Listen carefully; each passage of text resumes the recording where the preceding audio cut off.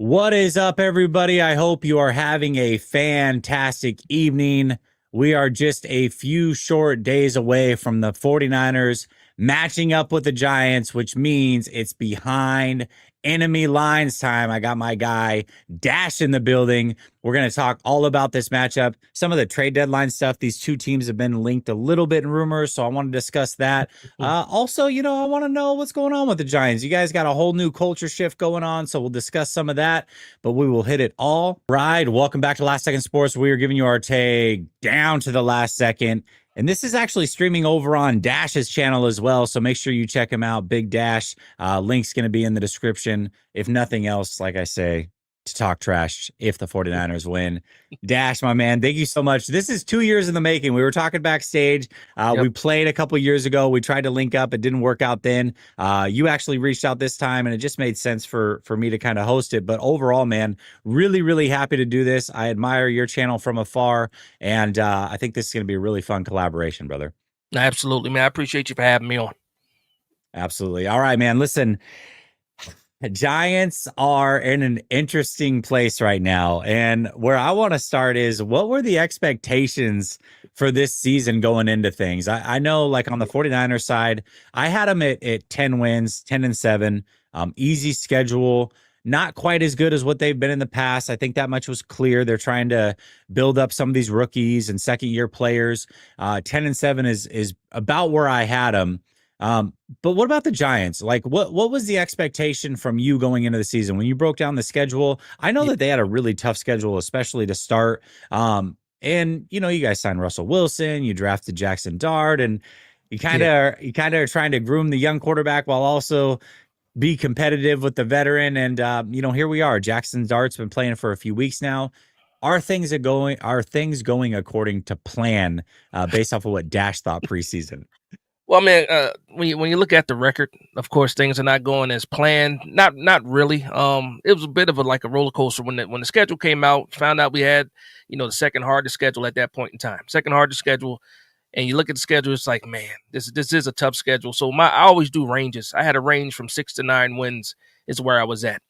Obviously, you get Jackson Dart. Didn't know what Jackson Dart was actually going to be when we drafted him. Happy to have him now, but when we got to the preseason.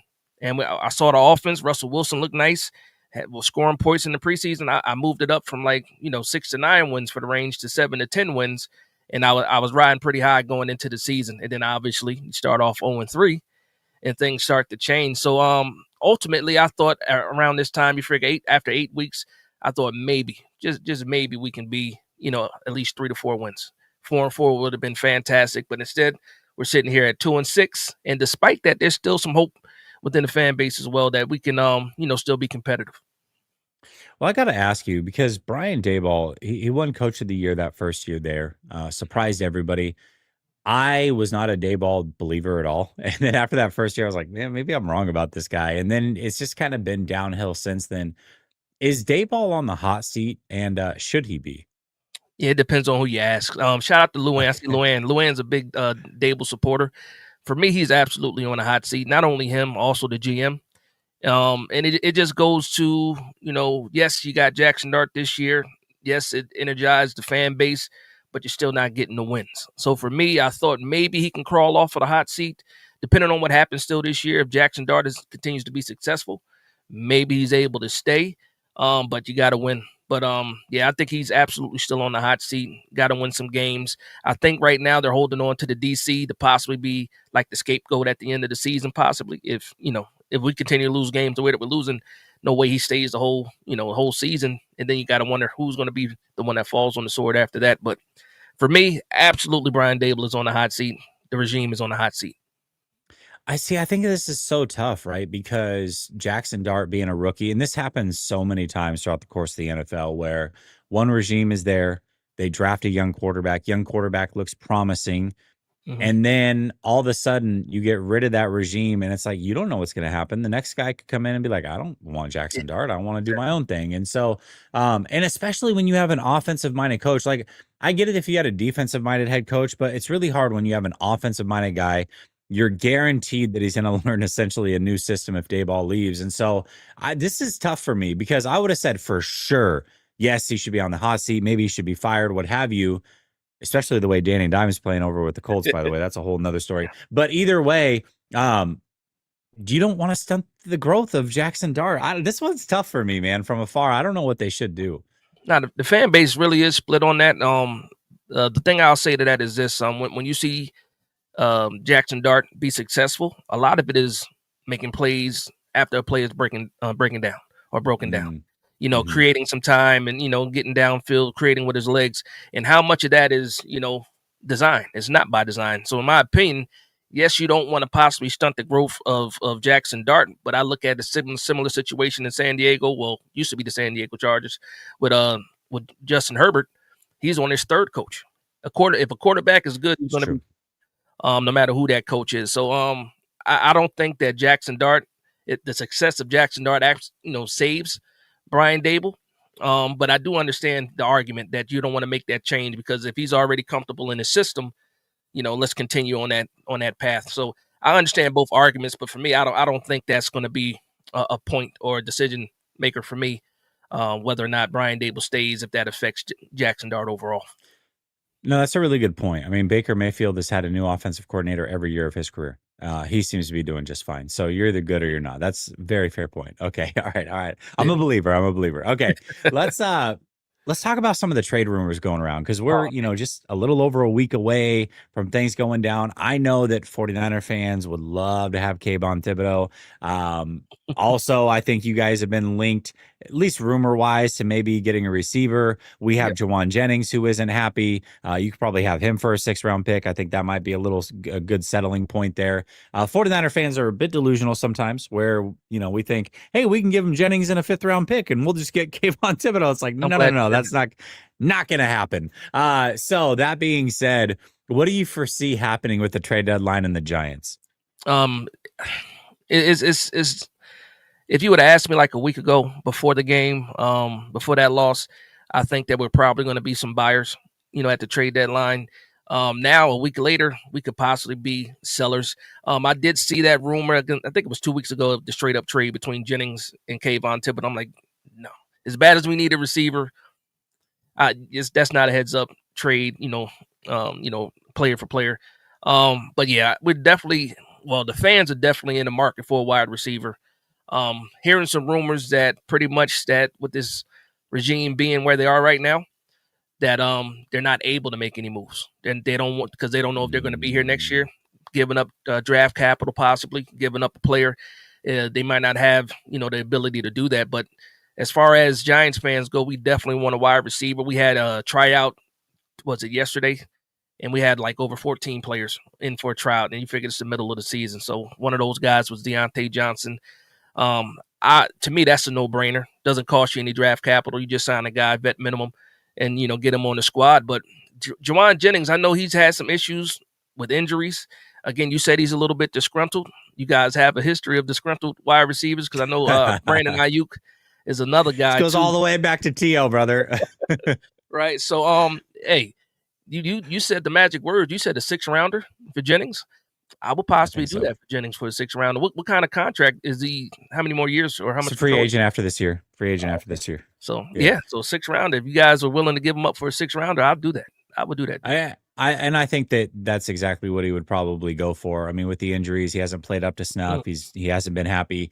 And I think that's a trade. Listen, if the regime doesn't have autonomy to make moves, a 6th-round pick's not going to make or break anything. You know what I mean? So I feel like that's a move where it's like the front office can say, hey, we want to at least make Jackson Dart look good. This helps a little bit, but we're not giving up a whole bunch. Yeah, just you're coming to the Meadowlands anyways. Just go ahead and leave him here. Just take your flight back and leave Jennings with us. We're good to go. Here's your 6. So maybe fun. That's the way it works out. Yeah, we got 3 6th-round picks too, man. So that would be music to my ears if we made some kind of move like that. Now, you did say that you might be sellers. Do you think that they want to move on from Kayvon Thibodeau, or do you believe what is out there in the ether, which is they're not interested in moving Kayvon?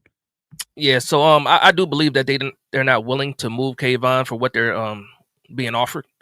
But I also know that Kayvon Thibodeau, he's a type of player. Don't expect a hometown discount from him either. So when you look at what he might get in the open market, we saw the deal that Hutchinson got today, And that's the same draft class. So for me, it's like, do we have the money to pay Kayvon? We do have the 5th-year option on him. If he decides to hold out, we do already have possibly his replacement in the building with Abdul Carter.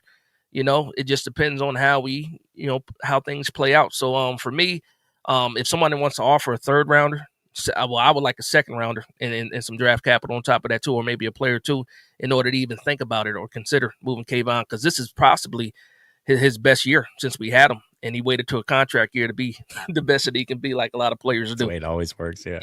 Yeah. Yeah, I think for 49er fans, there's a lot of rumors like Hendrickson and Thibodeau and some other guys out there. I think on the 49er side of the house, I believe the 49ers don't want to give up anything in the first 4 rounds, and that just means that you're not going to get anybody of substance. I personally think John Lynch, coming from the media side of the house before he was a general manager, he knows exactly what he's doing. So he's putting out there like, Max Crosby and Trey Hendrickson and all these guys to make it look like they're really pushing to kind of pacify 49er fans. I don't think that they're actually looking at those guys. I really don't. I think that they're going out and they're looking at like Mozzie Smith, and they're offering 5th rounders for the Jets edges, knowing that they're not going to get them. And that's probably where it's at. I could be wrong. We'll see. I don't think that they're going to make a big time trade, and I don't think that they really want to. So I know with because you guys lost Bosa, obviously that's a big deal.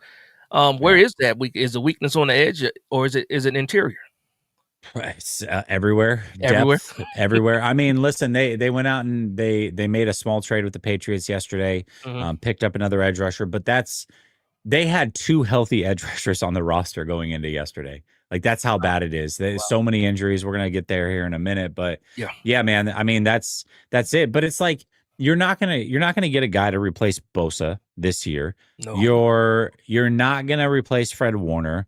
And quite frankly, even if those guys were healthy, I was under the belief that the 49ers are not a true Super Bowl contender. They definitely are a playoff team, or had a potential to be that, and maybe they still can. But I thought that they would get in the playoffs and probably be one and done, and that was the ceiling for this team. So I wouldn't go all in. I think building the future, continuing to hone in these draft picks, have another good draft, and that's how you got to build things. You can't do what the Saints did, where you always think you're competitive. We're always competitive and we're always paying everybody. And that's how you get into trouble. And the 49ers were so smart this offseason, cutting some of the fat on some of those bad contracts. It's like, we'll stick with the plan. It's, if you make the playoffs, great, but it's not about 2025. It's about 26 and 27 and going forward. So that's the way that I see things anyways.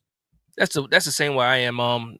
Even with this year with Jackson Dart, you had people that want to trade for, Chris Olave or, and give up a 2nd rounder. Well, we already don't have a 3rd round pick.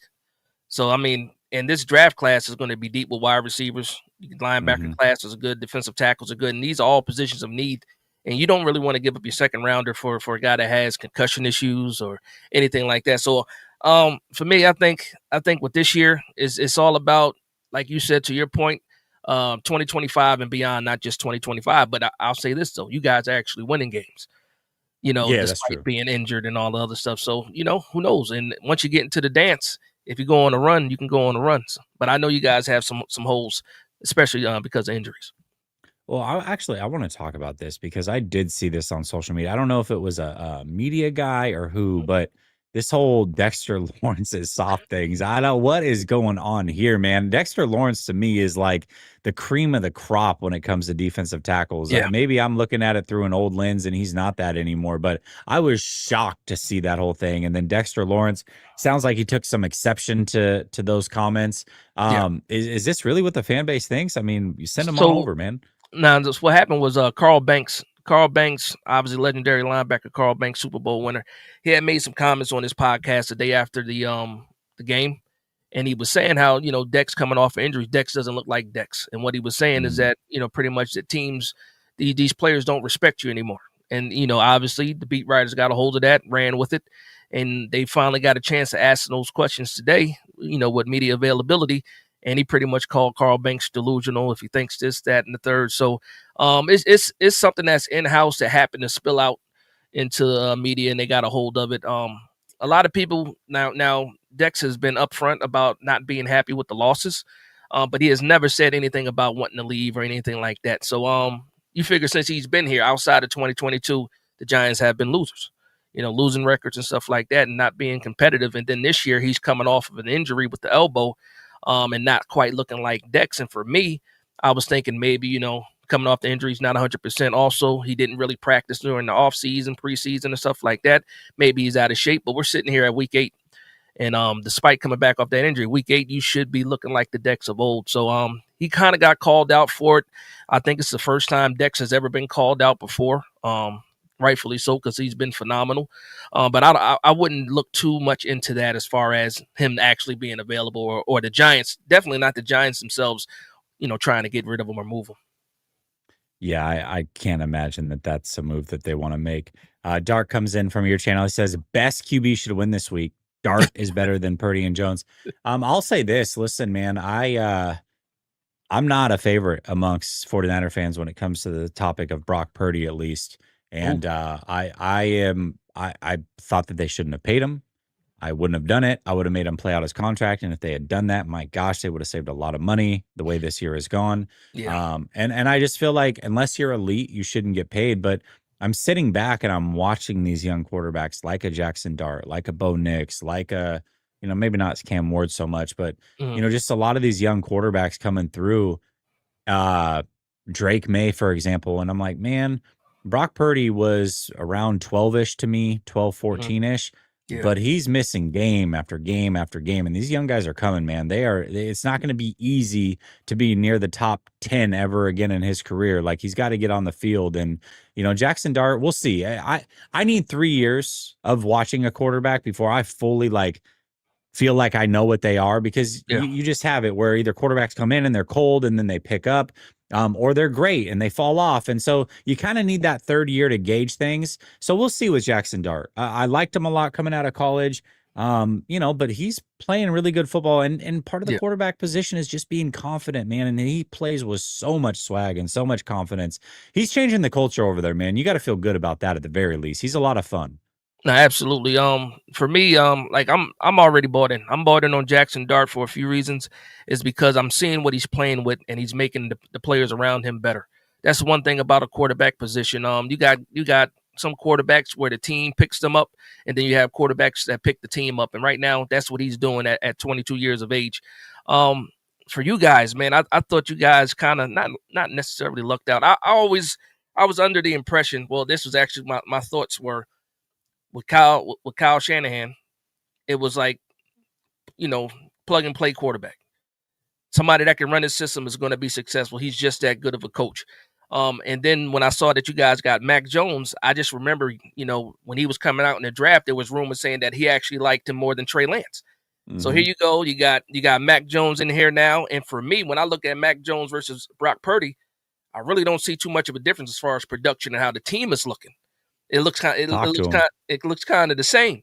So for me, I'm like, man, you guys, it could be Shanahan, which I believe a lot of that does have something to do with Shanahan. But I'm looking at Mac Jones, and it doesn't look and looking who he's playing with, and you guys are not missing the beat. It looks kind of the same, and he's out there doing his thing, in my opinion. Listen, even if Brock Purdy's marginally better, right?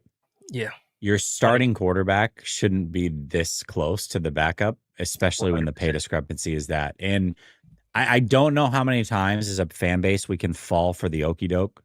It's like, oh, Jimmy Garoppolo, look at his first 16 starts compared to Tom Brady. The numbers are this. Or Nick Mullins. You got the graphic of Nick Mullins next to Patrick Mahomes and how they started their career. And then Brock Purdy and all these numbers he's putting up. And then it's like, so all of these guys are great. Jimmy Garoppolo was great, and Nick Mullins was great, and Brock Purdy's great, and Mac Jones is great. Like, no, that's not the case. And come from. And here's the thing: is not every quarterback can do this. By the way, this is also a misconception where it's like, well, you can just take any quarterback and plug him in. That's not necessarily the case. It has to be a certain style of quarterback. Yeah. Justin Fields here would be a disaster. He holds on to the ball too long. He runs around too much. Caleb Williams would be a disaster. Jimmy Garoppolo down the stretch of his career was a disaster because he held on to the ball too long. So you got to have a guy that can come in, be accurate, play on time and in rhythm. And as long as you have that, they're going to succeed here. It's going to look very, very similar to all the other guys. So you shouldn't pay these guys. And here we go. He's missed 6, 7 games, and they paid him a lot of money, and we'll see how it plays out. But I wouldn't have done it. So And I got a question for you. So when they got that deal, when they offered him that deal, you guys are pretty much between the rock and the hard place because you didn't have another option, right? Who was the backup quarterback at that point in time for Purdy? I Yeah. mean, well, they signed Mac this offseason, but see, this is the problem. This is Miami did this, Mm-hmm. right? Where it's like, oh, well, who else but Tua? I mean, The they Giants did regret it. that deal. The Giants did it Giants did it. with Daniel Yeah, with Jones. Daniel Jones. I mean, Yep. unless it's an elite guy, you always end up regretting the big deal. You just do. And when you have an elite guy because everybody in the fan base believes it. When half the fan base or a third of the fan base like, I don't know, I'm not Yeah. sure, maybe I wouldn't. You don't have an elite guy. There's nothing worth discussing. It's just everybody knew Josh Allen was elite. Everybody knew Patrick Mahomes was elite. Everybody Yeah. buys into Matthew Stafford unless, maybe you're a fan of another team, but people know. People knew Jared Goff wasn't elite as great as he is. Yeah. CJ Stroud's starting to go down that path where it's like, man, he's probably not elite either. Like, I don't know if I would pay him. So I don't know, man. It's just ever since the salary cap era came out, Dash, there's two types of quarterbacks that win championships. It's either guys that are very inexpensive or guys that are paid and are elite. The Yeah. exception to the rule is the guy that's not elite and is getting paid. Maybe if you want to throw Eli Manning in there, then it's happened twice in 30 years of the salary cap era, but otherwise it hasn't happened. So why are you trying to play with the exception when the rule is already set in stone that this is what it is?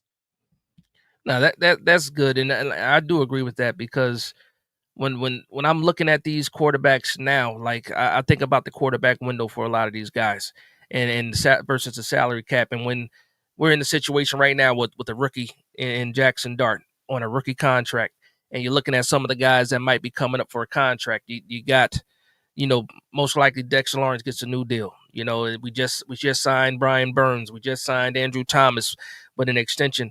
But you can spend that money when you have a rookie on that or I should say quarterback on that rookie contract. For you guys, again, like you said, you just paid Brock Purdy. Brock Purdy did take you to the Super Bowl. You know what I mean? But again, when you're looking at this, yeah, Just like um, Jimmy took us to the Super Bowl. yeah, Yeah, I got yeah, it. he did. But like I said, your scenario is a lot different because I just think your coach is so damn good. Like Shanahan is so good, so competitive, and still has so much fire because it's not like he's a spring chicken either. He's getting a little bit older. He's not old, but he's just been so consistent in the system you can't deny.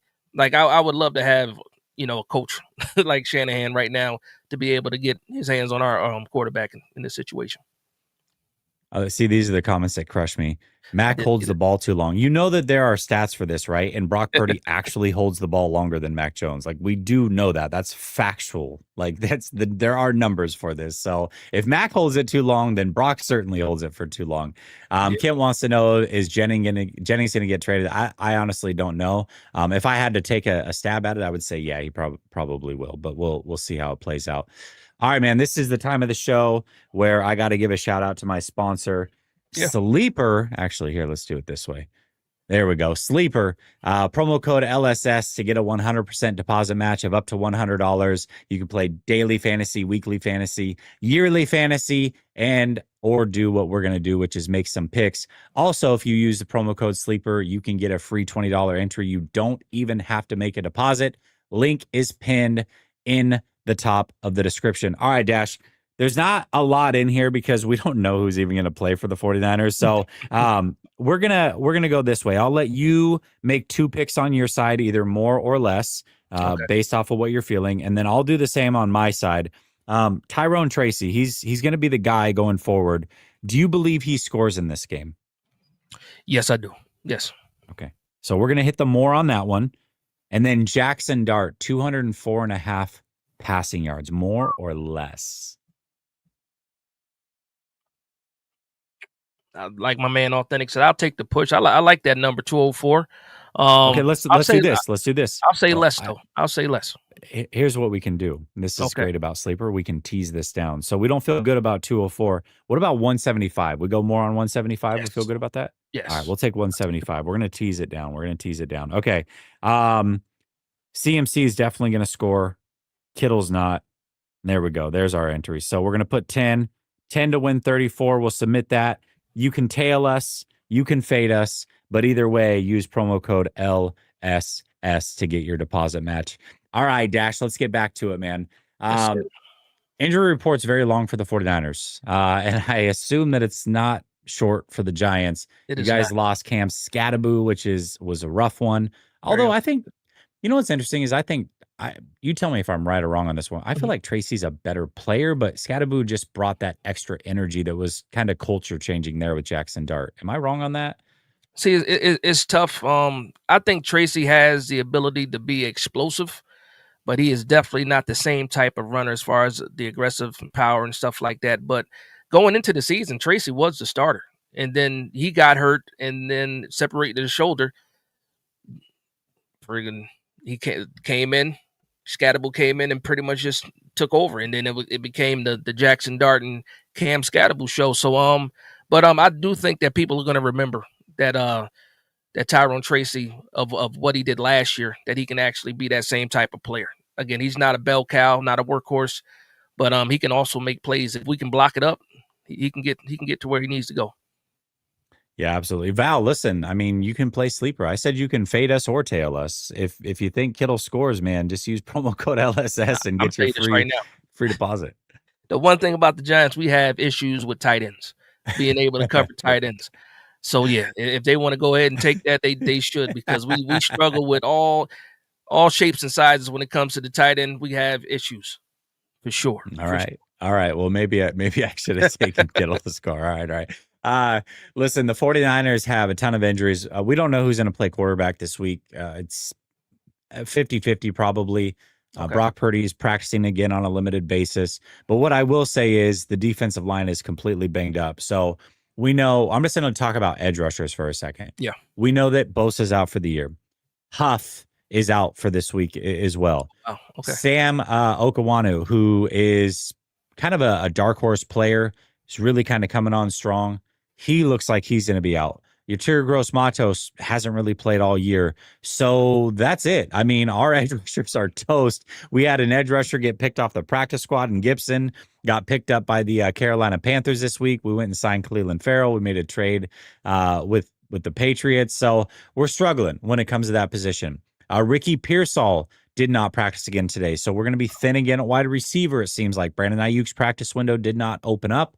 And then the last player that I want to mention that did not practice is D. Winters. He's been starting, one of the starting linebackers for us. Had an up and down season, but he's a pretty dang good player. He didn't practice either. So the 49ers are banged up, man. What is going on with the Giants? What's your guys' injury report looking like on a Wednesday? Yeah, it was so long I had to write it down. So man, I got it right here. Pulse on the Okay. Daboll with the knee, did not practice. We're not expecting him to play. Even though Brian Daboll before practice said that he should be out there today, they ended up saying that he did not practice. Daniel Bellinger did not practice. Illuminor, Flott, Chauncey Golston, Artie Green, Jalen Hyatt also didn't practice today, but he was getting a wisdom tooth pulled. So we're down a few guys. You figure our right tackle didn't practice. One of our top tight ends didn't practice. CB1 didn't practice.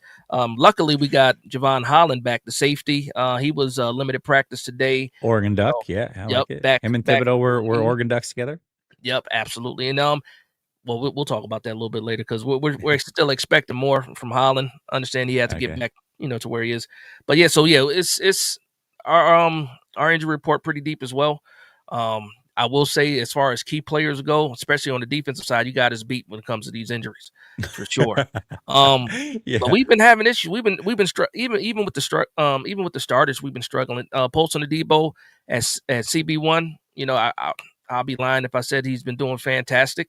But that's, the guys behind him, Cordell Flott. So we're down our CB1, CB2, and it doesn't look like Flott is going to play with the concussion. He's still in protocol. So you guys might be looking at Tay Banks and possibly Corey Black as the starting cornerbacks for the New York Giants this weekend. that makes me extremely nervous.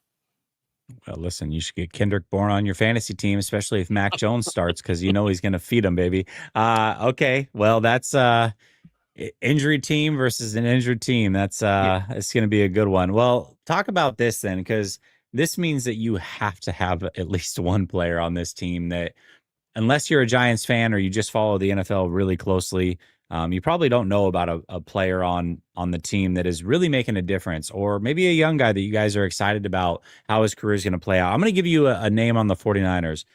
We have quite a few that I can choose from, but this week I'm going to go with Tatum Bethune. He's the one that has filled in admirably for Fred Warner. You don't replace Fred Warner. That's number one. But Tatum Bethune was a super late round pick last year. He's really rounding into his own. He's been phenomenal in the run game. Hit and miss as far as the pass game goes, but in the run game, he's certainly making a difference. He's the guy that's got the green dot on his helmet, and he's just doing a fantastic job for a year two guy that was as late of a round draft pick as he was. Watch out for him this week. He's definitely a difference maker for the 49ers. I'm curious to see which player or players you're going to mention for the Giants.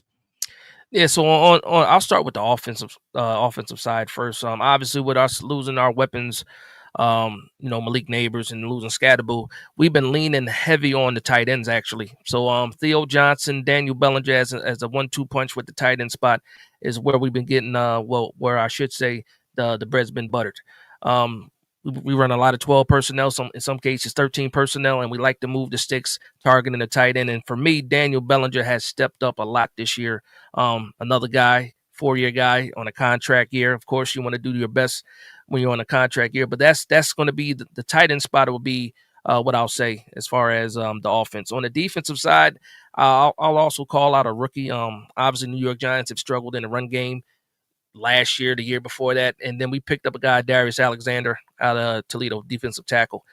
First couple of games, he was a healthy scratch, and then once he started getting them involved, he's progressed and he's getting better. So they're playing him next to Dexter Lawrence. Sometimes he's subbing in for Dexter Lawrence, and he's getting a good push. Got a couple QB pressures as well, but we have not seen him make that push in the run defense yet. So hopefully, this is one of those games where we're pretty much eyeballing Christian McCaffrey. Can we stop him, stop the run a little bit? But that's that. Those will be my I guess Darius Alexander on defense, defensive tackle, and then the tight ends on offense will be those sleepers. Yeah, Alexander, man, he's there was a lot of defensive tackles in this year's draft that were like later round guys. Him, Nazir Stackhouse, a lot of interesting guys, and I feel like all of them have kind of played pretty well. So it's cool to see that he's doing well over there for you guys. Yeah, you have a lot to be excited about, at least with that defensive line. That's for sure. You guys are putting things together over there. Yeah. Well, let's talk about the strength of the Giants. I'm curious to see, what that is. Is it the defensive line? What are you guys looking at? Like, what makes your team tick? Yeah. So despite having like the defensive rankings that we have, we're like we're in the 20s, mid 20s, in a lot of those as far as giving up yards, points scored and stuff like that. But despite that, it's still going to be the pass rush. It's still going to be Brian Burns, Kayvon Thibodeau, Abdul Carter, Dexter Lawrence. It's going to be that defensive front. Now, one thing is we cannot stop the run to save our lives right now. I saw a stat yesterday saying that teams that run to the edge, we're giving up almost 7 yards per carry when teams attack the edge, and that scares me because you guys have Christian McCaffrey back there who can affect the running game. Oh, what's the face for? He's still doing his thing. Last week was it was a little bit of a struggle. I saw that. There's a debate going on. So I before the season started, myself and another content creator said that he had lost a step. And Christian McCaffrey, outside of the Falcons game, is averaging 3.1 yards per carry. And where I think you see the lost a step is those outside zone plays. He just can't get to the outside the way that he used to. He's still a menace when it comes to a receiving game for sure.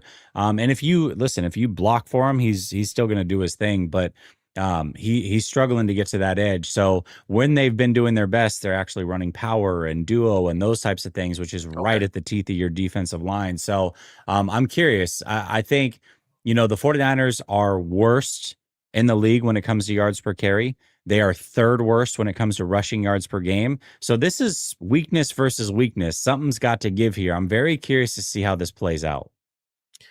Yeah. Again, if you guys can get to the edge, I don't care if he lost a step or not. We are weak when it comes to the edge. Okay. Um, Kayvon Thibodeau is probably the most solid edge setter for us.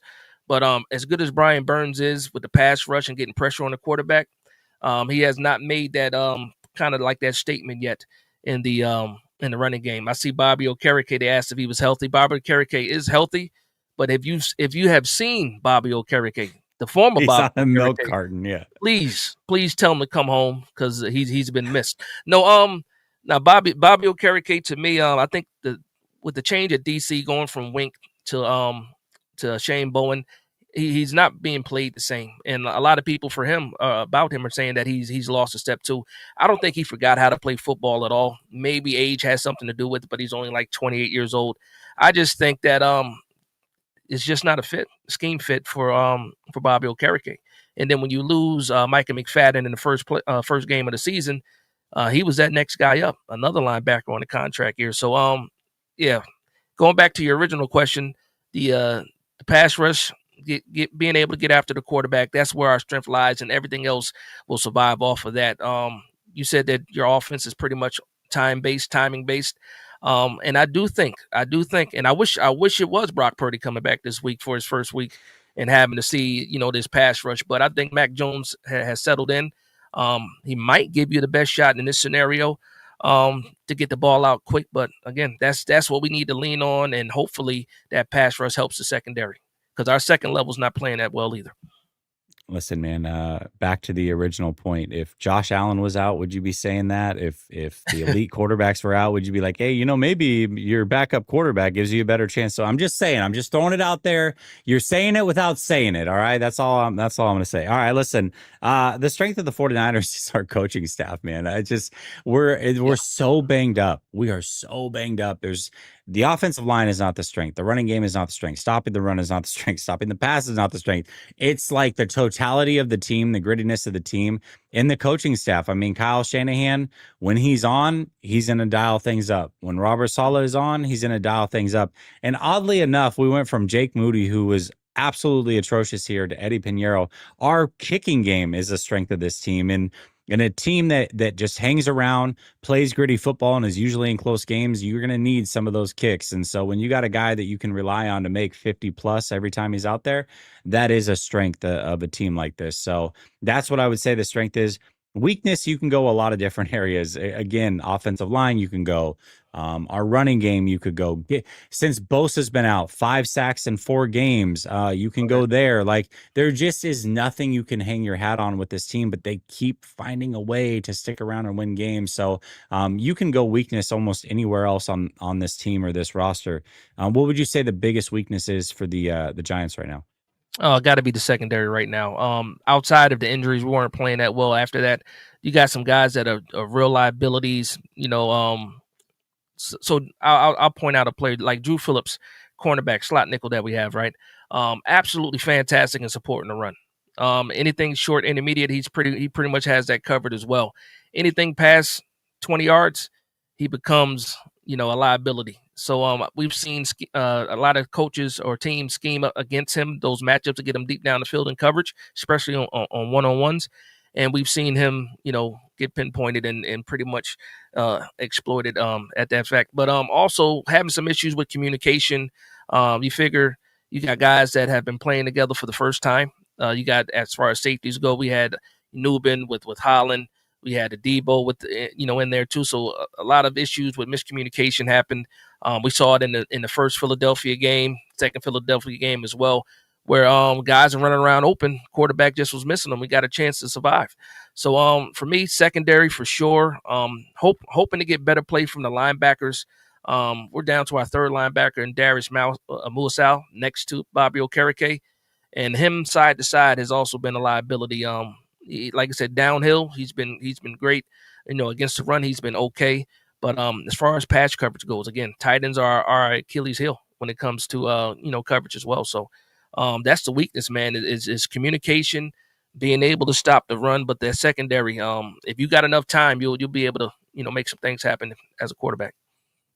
Interesting. How's your guys' offensive line holding up this year? Oh, I'm loving the offensive line, surprisingly. Okay. As a Okay. Giants fan, that's saying a lot. No, Andrew Thomas came back off an injury, and Yeah. he's been playing at like an all-pro level. Last week was a little bit of a struggle for him. He gave up 4 pressures, but that was more pressures than he gave up the whole season. So he's been solid. Jermaine Illuminor on the right side, he's been solid as well. So we got bookend tackles. I think the weak link will be some of the guards. Van Roten's a little bit over, well, not even a little bit. He's 37 years old, guy that's working on a 1-year contract right now. Possibly have his replacement, in the building still. But surprisingly, after all that, the offensive line has probably been one of the stronger units for the New York Giants. See, this is what worries me about this game is like the 49ers should win, but we're not going to get after Jackson Dart. And if you give him time, I mean, that's exactly what a young quarterback needs. Your guys is one of your strengths is your offensive line. Our weakness is getting after the quarterback right now. And then on the flip side, even Trent Williams, talk about 37 years old. That's Trent Williams as well. Trent Williams, just for context, has given up more pressures this year than he had in any of the last 4 years. And it's only 8 games into the season. So Father Time's tapping him on the shoulder right now. A little bit, yeah. I mean, listen, he's still good, but it's just he's not the player he was. Yeah. And the rest of the offensive line is in shambles, man. So you've got this elite front 4 that can get after the core, and you send 5 or 6 to be real. So you got that against our offensive line, and then we got our defensive line that's in shambles versus your offensive line that's a strength. It spells like it could go sideways here. So that being said, it's a little bit of a preview, but we got to get to the score prediction. It's that time of the show, Dash. So give me your score prediction on this one. How do you see this going? Yeah, I've been going back and forth. I thought maybe it could possibly be a low scoring game. But then I thought about it, watch the Houston game. And again, the Houston game might be giving me a little bit of false hope.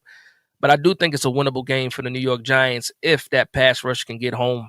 And, if we can rattle, whether it's Mac Jones or if it's Brock Purdy, if we can rattle them early, maybe this game turns into something. And also, one thing I know with the New York Giants, if we can play with a lead, if we can somehow get a lead on you guys and put you in obvious passing downs and try to take McCaffrey out of the run game, that also bodes well for us too. So for me, I got the New York Giants winning 24-21.